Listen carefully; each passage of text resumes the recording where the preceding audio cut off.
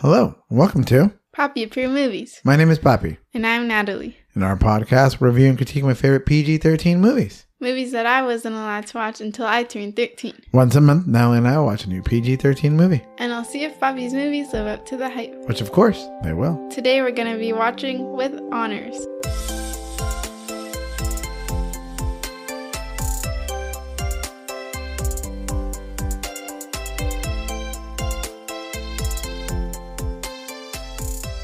Before we begin, there will be spoilers. If you haven't seen the movie and don't want it to be spoiled, Press pause and come back when you're finished. Now, Papi, tell me the deets on this movie. hello, Natalie. Hello. How are you doing? Good. Ready to talk about this awesome movie? I'm a little hungry, though. Oh, no. Well, dinner's in an hour, so we better hurry up and finish this podcast. With Honors came out in 1994 with a runtime of 1 hour and 41 minutes. It's streaming on Tubi. It was written by William Mastrosimone and directed by Alec Keshishian. Main stars are Joe Pesci, Brendan Fraser, and Maura Kelly. Fun fact, this is Joe Pesci's only PG-13 movie. He's the guy who plays Simon. He usually plays really hardcore gangsters in movies. What did you think of the movie? I liked it. Yeah? You enjoyed it? Yeah. Thought it was a pretty good movie? Yeah, I thought there was going to be a plot twist, but there wasn't. All right, what do you rate it? 5 stars. 5 stars! Hey! Excellent. You know, I think I got your movie. Typed down. Romance, maybe. But more importantly, drama, old man, death. You're a dramatic person. I didn't like the Titanic. Yeah, you did. No, That was more of a love story than it was a drama. Well, that was also an action story. So, no, you like these kind of movies. I have a couple of R-rated movies that I'm thinking about for you when you turn of age that maybe you'll enjoy. Also kind of sad movies. We're into a little bit of the sadness, I think. I have comedies in the 5 star. Only like one. That's it. There's 2. Which ones? There's Mean Girls and Dodgeball. Yeah. Why don't we get into the recap? Okay. The movie begins in winter at Harvard University. Monty is out for a jog, and he mockingly runs past the Harvard crew team, which is being trained by his friend and roommate, Courtney. Monty gets home and talks to his other roommate, Everett, about his senior thesis. He needs to have his senior thesis done by a certain time so he can graduate Harvard with honors. This is very step up with their senior showcase. Yeah, you're right. Kind of like you need this last thing before you can graduate with honors in a way. Kind of thing. Later that day, Monty meets with Professor Buchanan, his senior thesis advisor. Monty recites the first part of his thesis, and it's a cynical view on the government. Buchanan, who's a cynic himself, is very proud. At home, Monty and Courtney hang out with Everett and Jeff, their roommates. Everett is a free spirit and campus radio DJ, and Jeff is an annoying wet blanket. They are having a good time, but Monty is all work and no play. He goes to his computer to continue work on his thesis. Suddenly, a power outage short-circuits his computer and destroys his thesis. Monty freaks out and goes out to copy the only draft of the work he has printed out, which is only the first 10 chapters of his thesis. Courtney joins Monty on a copy run. Unfortunately, Monty trips, breaking his ankle, and drops his draft into the sewer drain that leads to the closed library's boiler room. Courtney uses her charm to distract the security guard so Monty can sneak in. This is a plot hole because if Simon leaves his house to go get his thing copied, but the library's closed. Oh no, you don't go copy it at the library. You can copy it at like Kinko's or something. They were going past the library. They weren't going to go to the library. Oh. Although you're right, people do make copies at the library. I thought he was going to the library. No, that's a good point though. That's a good point. Where was he going? I think to like Kinko's. Like all night copy place where you go take your stuff and then you pay to get it copied.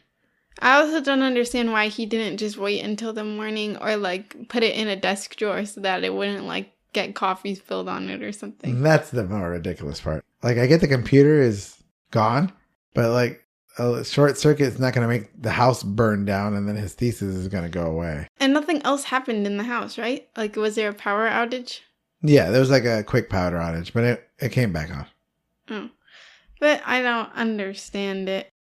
He's just that kind of guy who is like type A, needs things to be perfect. And then he's freaking out that he lost all his work, that he needs to immediately have to have a backup just in case. Well, if his computer is destroyed. Yeah. So he gets a new computer? Yeah. Or he gets it repaired. Maybe they could get it fixed. Oh. Yeah, because at the end, he does write it on the computer. Yeah. Because my thought was that his thing just got destroyed and not the whole computer. So why wouldn't he just retype it? Yeah, but he will. But he's not going to be able to type it all in one night. Oh, no, his hard drive is fried. That's what they said. So he can't write anything onto the computer. He can get the computer fixed, and then he can do it on the computer, which he does. Yeah.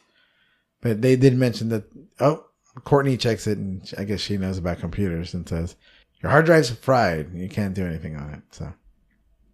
Okay. Anyway, so they're in the library. He gets to the boiler room and sees Simon, a homeless guy, and he's burning pages of his thesis. Monty tries to get it back, but Simon fights him. Simon tells him that he'll return his thesis for a favor. The first thing he asks for is a pristine donut. You would do that? You would go bring the donut? He bought donuts. He did buy donuts, remember? Yeah. They go through the donuts, but then he decides not to do it. He ponders the proposition, but instead, he calls the police. Simon's arrested and taken to court, but the police can't find any of the pages. Monty goes to Simon's trial and pays his fine to have him released. They agree to Simon's proposal. 1 page per favor. Simon asks to move into Monty's house, but Monty says no, but offers his van to sleep in. Simon agrees. 1 page per night. Jeff is furious, but Everett and Courtney are charmed with the idea. Monty brings Simon dinner at the van. Later, Courtney mentions going on a date, and Monty's jealous. You can tell right off the bat Monty's interested in Courtney. Mm-hmm. And she's very interested in him. There's a scene where she uses his razor, wants to talk to him, calls him into the room where she's behind a bath curtain, and she's naked, taking a shower and shaving. Uh-huh. Why would anyone do that? It just seems like she just doesn't care. You think that? Like maybe Everett can go in there too, and Jeff can go in there? Yeah, like she just doesn't care. Maybe. I thought it was more like, come check out my body in the silhouette. Because you can see it. And he was like, oh, like obviously interested. Yeah, but I just think that she's like that all the time. Just wide open like that, doesn't care. Yeah, because she talks about all her experiences and all her crushes to all the guys in the house. Right, yeah. Because they're all like, oh, like this guy, which one? Like the guy with the pretty face. And like they're all talking, like they're basically gossiping. I think she's just like these are just her best friends and she just wants to talk to them about stuff. And she's comfortable with her body, kind of like the girl with the Brittany from Pitch Perfect. Yeah, so maybe that's what it is. That she just seems like the type of person that doesn't care. The people walking on her when she's taking a shower. Yeah. Maybe. I thought she was doing it to like woo him, but maybe not. Maybe not. Maybe Jeff goes in there too. I don't know. A day passes and Monty watches the van where Simon is sleeping. It's snowing pretty hard, so he brings him a blanket. The next morning, they walk to the library together. Simon loves books and is mesmerized by the library. At home, Simon asks for a bath and Monty agrees. Jeff walks in on Simon bathing and loses his mind. I get this though. Yeah. Yeah, I'm saying Jeff is the villain in this show. The dude, we don't know this guy, who he is. Is he going to steal things? He does take Courtney's robe. I think just in general, it's just the fear that like, oh my gosh, there's a stranger in my house. Sure. Also, like, take a shower. What are you doing taking a bath for? You know what I mean? Like, take a shower. It'll be real quick. You can get out. You won't stink. You know what I mean? Whatever. The guy was having a good time taking a bath. A bubble bath. Time passes and Monty takes Simon to Social Security to secure disability benefits. Simon doesn't cooperate, and they both leave with nothing. I don't even know why Simon went. He agreed to go. So afterwards, they walk out of the place. They're like, all right, can we go to the movies now? And there was like Bugs Bunny movies showing. So I think Simon said, okay, I'll go to the Social Security office if you take me to the movie. Mm-hmm. You know what I mean? And so I think that's what happened. Afterwards, Monty keeps watching the van and Simon throughout the day and night. So there's lots of scenes where Monty is just looking at the van. And a lot of times where he's in his room just looking down at the van. As opposed to doing his work, it's like his mind is stuck on the fact that Simon's out there in the cold. And he feels bad about it, but there's nothing he can do. But it doesn't stop from bothering him. But he never ends up like getting like he doesn't get him like a space heater or like get him a library card or something. I know. I mean, he just gave him food and a place to live. But it's freezing in the van. So if you're in a car outside, it's still cold. Yeah. It's not like insulated or anything like that. Because the heater is broken too. Oh yeah, the heater's broken on the car. Oh no, just the van's broken or the heater's broken. No, the whole van doesn't work. Yeah. Yeah. So Monty and Simon walk to class together. Simon tells Monty that his thesis is pessimistic. They start talking and Monty tells Simon about his dad leaving him when he was 5 years old. Simon shows Monty his rock collection. Each rock has a different memory. They get to Monty's American government class. There, Pitcairn is roasting students, Monty included. Then Pitcairn turns his attention to Simon and begins insulting him. Simon tried to tell Monty, he's like, don't be a hero, like, don't raise your hand, like, it's gonna go wrong. And he did it, and then he just ended up looking stupid. And that's what he gets, right? He was trying to like, oh, that girl's dumb, obviously. I'll look better than her. And then he gets arrested, too. Simon fights back and puts Pitcairn in his place and leaves as the whole class starts cheering. Even Monty follows him. That's the scene where Pitcairn is kind of a jerk to him. You know, it was unnecessary. He could have like fought him on a educational background, but instead he just called him an alcoholic and like gave him $1 so he can go buy some more beer or booze. You know what I mean? Mm-hmm. So I thought that was unnecessary. Which is weird because the whole time he's supposed to say like he's trying to be a woke person. Who, Monty? No, Pitcairn. No, I think he's the opposite of woke. I think he's like the pessimistic, like old guard that wants to do things the old style way and nothing works. No, I think he's trying to be like, oh, like the system sucks. Like everything about it sucks. Things are not going well, like a bunch of stuff, but he doesn't want to do anything about it because he just thinks nothing will ever get better. I saw him more of a things won't get better because people are idiots and losers. And then he even says like in the thing, like he's like founding fathers, or as a politically correct way, let's say founding parents. So he like calls them founding parents and stuff. But calling them that and saying in the political, like when you say, or the politically correct way to say this, you're insulting it. I know, but he's trying to seem like he actually cares. Yeah, I guess so. Because at the end of the day, he's a professor. I do like that scene. I don't like the end of that scene where he starts crying. And then Monty comes up and be like, you all right? And he was just like so happy and overwhelmed by the moment he started crying. It didn't really fit with him. So I thought that was kind of weird. It's not really his character. Yeah, not too much. Right before that scene, he talks about his rock collection and each rock is like a memory. Mm-hmm. I thought that was pretty cute.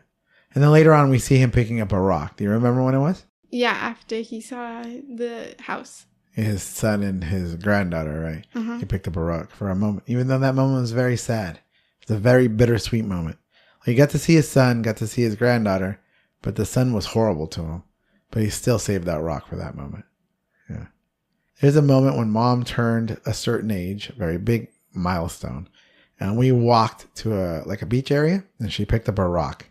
And I don't know why she picked it up, and she brought it into the car, and I still have it in the car. And it's been 11 years since then, because her birthday just passed. Mm-hmm.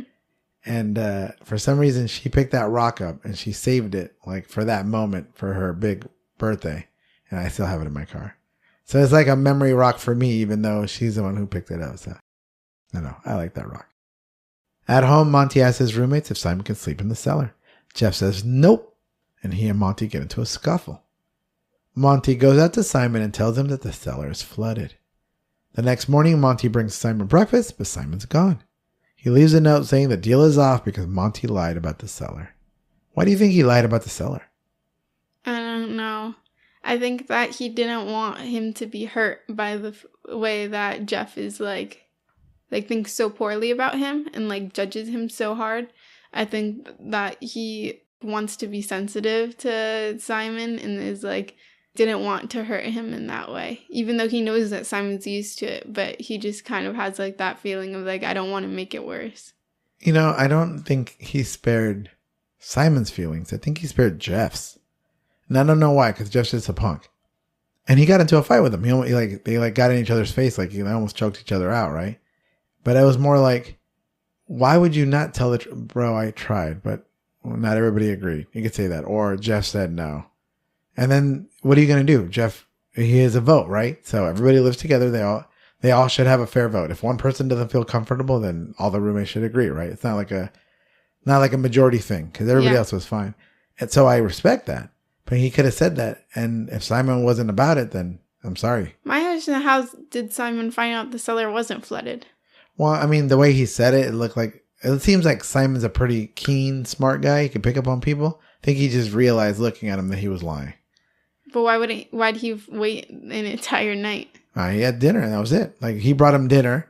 And then that night we don't even know if he left that night. He could have left right after that. Oh, yeah. Yeah. So we just know that the next morning he finds out that it's gone.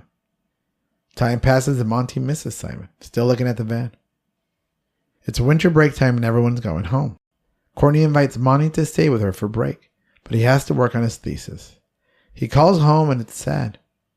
On top of having to work, he thinks the flight home would be too expensive. So this is kind of a sad moment. Also reminds me of a lot of people who do live far away from their home, where they can't necessarily get home during a certain time. For example, even your sister, when everyone's going home for a 3-day weekend, she's not able to go home. You know what I mean? Mm-hmm. So it is kind of a sad thing where all the people would like to go home, but they're unable to. So you might have to go through a little bit of this when you move away to college. Oh, well. You're like, I won't miss home. I'll be fine. The next day, a homeless man comes to Monty's door. He's a friend of Simon. Monty lets him in and gives him breakfast. He brings a message from Simon and the rest of his thesis. The homeless man tells Monty Simon's at a church shelter. Monty goes to the church, but there's no shelter there. Just an alleyway where many homeless people live. Monty finds Simon coughing and very sick, takes him home. Simon tells Monty that he has an incurable lung disease that he got from breathing asbestos at his job. He had to quit because he couldn't take it anymore. Do you know they found asbestos in Claire's makeup? What's Claire's makeup? Like the store Claire's for little kids. Oh, yeah? Yeah, they have like play makeup for kids, and they found tons of asbestos in it, so they had to like do a whole cancel and rework all the like kids' toys and stuff because there was tons of asbestos. Yeah. And it was really unsafe. And this is a time where people should know better. Yeah. It's not like in the 60s or 50s where... Especially because you think that there has to be certain certifications that kids' toys or kids' makeup and stuff have to go through. Right. Anyways, he got a lung disease from that. Monty gives him a key to the house and tells him he's welcome to stay with him. Simon doesn't like handouts, so he agrees to go get disability benefits. They go see a doctor, and she tells him the condition is terminal, and he doesn't have much time left. They eat a yummy New Year's dinner that night. Did you like that part? The dinner they ate was Everett's rooster. He had a rooster, and they ate him. It looked like a big chicken, though. Yeah, rooster is a chicken. I don't know. Where was he? Where was Monty? Because he had to kill the rooster, which was probably a whole, like, annoying thing. Then he had to pluck its feathers and, like, cook it. Like, where was Monty in all this? Like, he's supposed to be working on his thesis 24/7. Yeah. Well, he could have went out to do some gardening. Yeah, right. This now. I don't know what he was doing. He was out. I'm not always home. You You're would not always hear home. the chicken going crazy or the rooster going crazy. Yeah. You would hear the last cock-a-doodle-doo before his poor neck is broken. I thought that part was really funny. Because Gorky, that was the name of the rooster, Gorky. He's like eating it. He's like, where'd you get the chicken? He's like, I make do with what I got. And he's like, Gorky. And he like starts choking out on it. That's funny. Monty starts rereading his thesis and scraps it completely. He begins writing a more optimistic view of government. The roommates come home, and Everett and Courtney are happy to see Simon. But Jeff has a fit. Monty tells him he's free to leave if he doesn't like it, because Simon's paying his way now. Time passes, and Simon fixes the van and wins Jeff over. Eventually, Jeff does come around, right? Yeah. I think it's weird that Garrett didn't freak out about his turkey. Yeah, we don't see it. He's like, where's everybody? Where's Gorky? He's like looking for it. And then he kind of like feels really sad. But then he gets a cow, right? He gets a cow as his mascot now. No, he buys another turkey.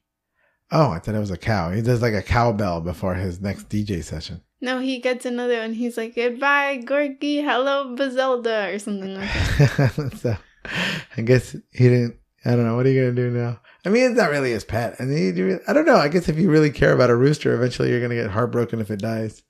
I don't know. But he did dislike it. Like, oh yeah, because it bites him. Like, Yeah. toward the end, yeah. Like, he's always like, ugh, what a brat. Like, why did I even get this guy? So maybe he's happy that it got eaten. Like, he didn't want to eat him, but maybe it was okay that they did. Courtney reads Monty's thesis and loves it, but thinks Pitt Cannon's going to hate it. They flirt, but she leaves. Monty goes to see Simon, who's writing his obituary. Monty finds out that Simon left his family when he was little. Monty gets upset. Monty had mentioned that his dad walked out on him when he was 5. And then Simon's like, wasn't that bad after all, right? He's like, nah, mom was amazing and my uncle took me to practice, right? Yeah. So he's like, life was okay. It sucked, but it wasn't the end of the world. But he didn't talk about his own family then. Yeah. Like, it would have been a good point, but maybe he was embarrassed at that point, didn't know him well enough to share that. Yeah. But yeah, I get why he would be upset. Everett comes in and invites all the roommates to the Lynx party, a popular pajama party. At the party, Simon tells Monty to go after Courtney. Simon can tell that he likes her. Monty makes his move and kisses her. Then they hook up. Inappropriate! There's a scene in the movie where he goes up to her and kisses her. And then she says to him, I thought we were friends. And then he says something. And I thought it was like the most awesome line ever. And then when we watched it, I read the subtitles and I got it totally wrong. I thought, well, he actually says, I'm ending our friendship. Mm-hmm. Kind of like, I'm ending our friendship. Now we're going to be more. Let's make out. Mm-hmm. When I heard it, I thought he said, I'm amending our friendship. Like you amend the Constitution. Like you're fixing it. You're making it better. And I thought that line was like, that's cool, man. That's cool. Like, we're friends, but now I want to make it better and make out with you. Because the other one doesn't make sense. When you start making out with someone, you don't end your friendship. You're still friends. Mm. You know what I'm saying? And so I was super disappointed because I remember loving that line and I'm like, oh, did I get it wrong this whole time? Because now there's subtitles and I can read it and I didn't know. I don't know. What did you think of that line? I'm ending our friendship. I don't know. I guess it's fine. But wouldn't amending our friendship be better? I don't know. I didn't understand what that means until you explained it. Something that rocked my world when I saw it. You didn't even notice existed.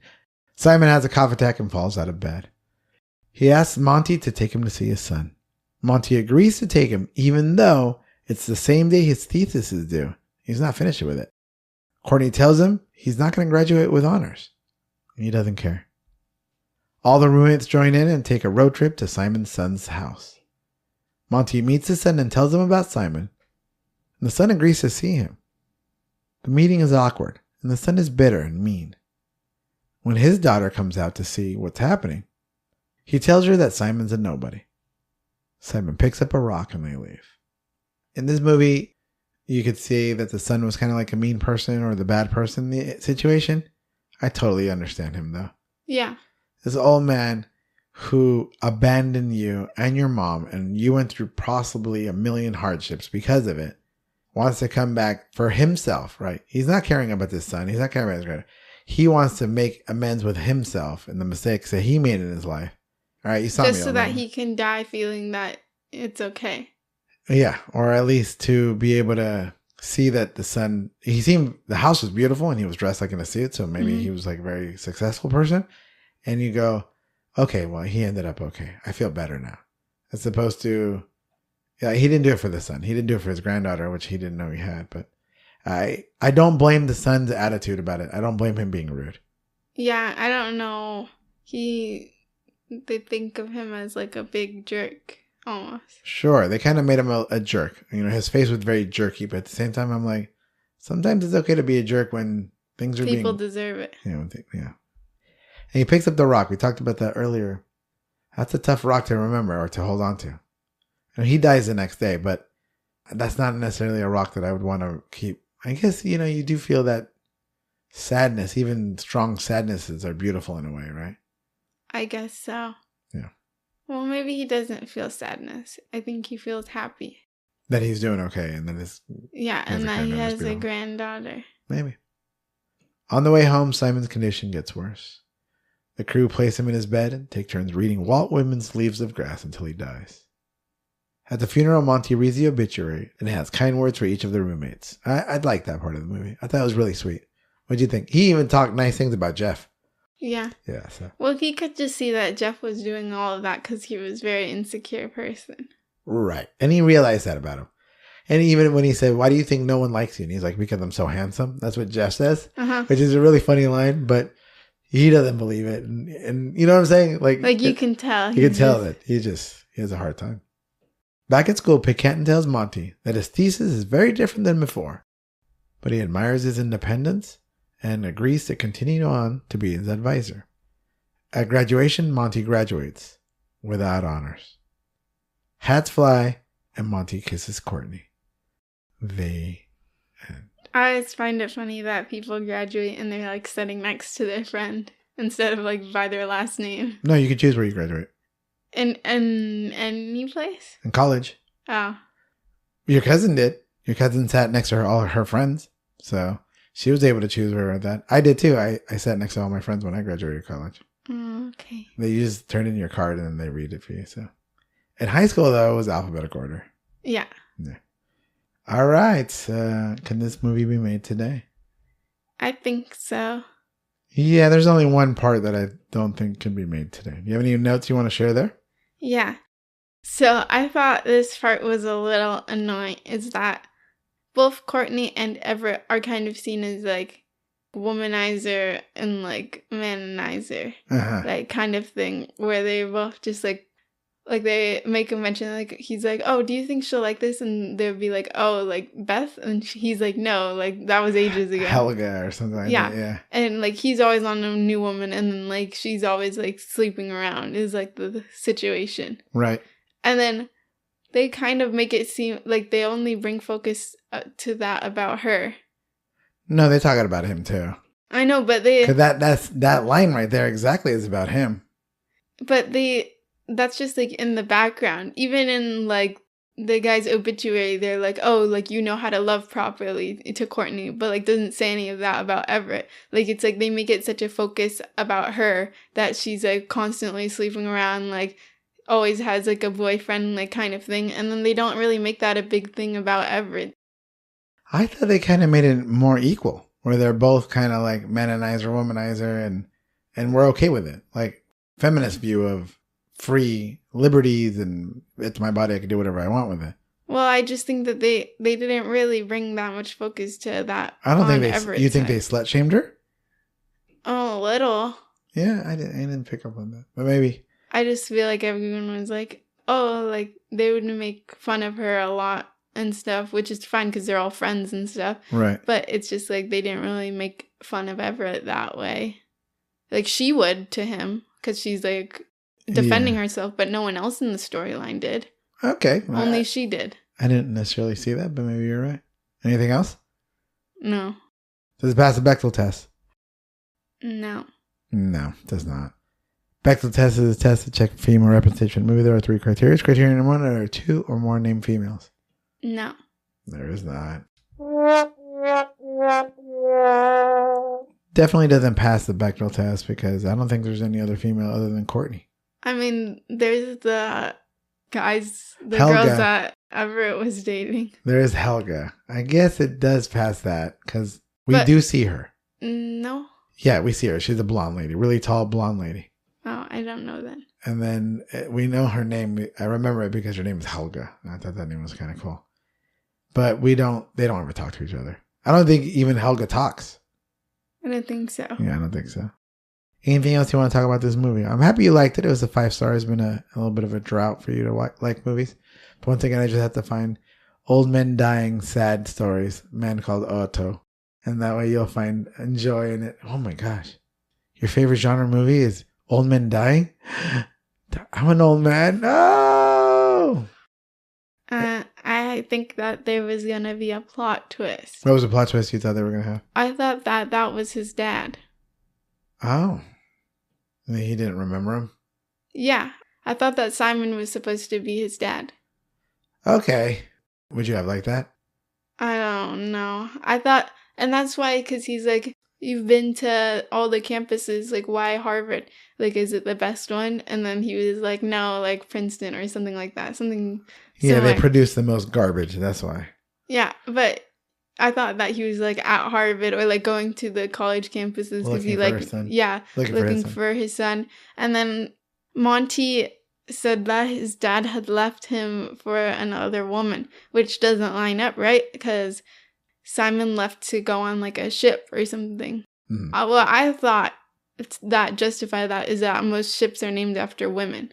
So I thought that his mom's like, oh, he left me for the like love of his life, Lucia or something, yeah, and then he was going to the boat. So I thought that was supposed to be his dad. It kind of lined up age-wise because the son was like a little older than Monty, but not that much. He was still a young man. So I thought that was going to be the whole point. The biggest drawback to that happening was the fact that he was already 5 years old. So if you're already 5 years old, you know what your dad looks like. After however many years, after 20 years. 14 years? And he looks totally different. No, he's probably 21 because he's graduating college, so like 16 years? You've seen pictures of your old man. He looks completely different. Nah, a little bit. I mean, maybe he has a beard and he's scraggly looking, but I think you would know what your dad looked like after 15 years. The synaptic pruning. He's forgotten all of that already. Yeah. And then all the pictures that he might have of him in the house, none of those would be memorized. I just thought that was going to be the plot twist. Well, I'm happy he did it. I thought it would have been cheesy if the son's like, thank you, Dad, for coming to see me. I've missed you. I hope you're doing well. Like, I thought that would have been unrealistic and cheesy. Yeah. And so I'm happy it ended the way it did. You're always thinking a twist. Well, it just seemed too obvious to me. Then it wouldn't be a twist if it's an obvious situation. Well, the whole movie, I'm like, yep, that's his dad. Like, I just thought it was him the whole time. You're overanalyzing the movies. I wasn't overanalyzing it. It seems so obvious. If you watch that movie and think about it, and you're just like, that's totally his dad. Like, it makes complete sense. So you think Monty is like 60-something years old? I mean, I guess you can have a son like 40. I mean, you could. Anything else before we finish the pod? No. Thank you for tuning in to Papi Approved Movies. If you like this episode, make sure to subscribe, rate, and review on your favorite podcast app or like our podcast on YouTube. If you watched to the end of today's episode, comment down below the computer emoji. Put out an episode twice a month. If you want to see extra podcast content, follow our TikTok at Papi Approved Movies. If you want to suggest a movie for us to watch and critique, email us at papiapprovedmovies@gmail.com. That's papiapprovedmovies@gmail.com. No spaces, no caps. We'll try our best to get to your suggestion. And remember, it has to be PG-13. I'm Papi. And I'm Natalie. See you next time. Bye.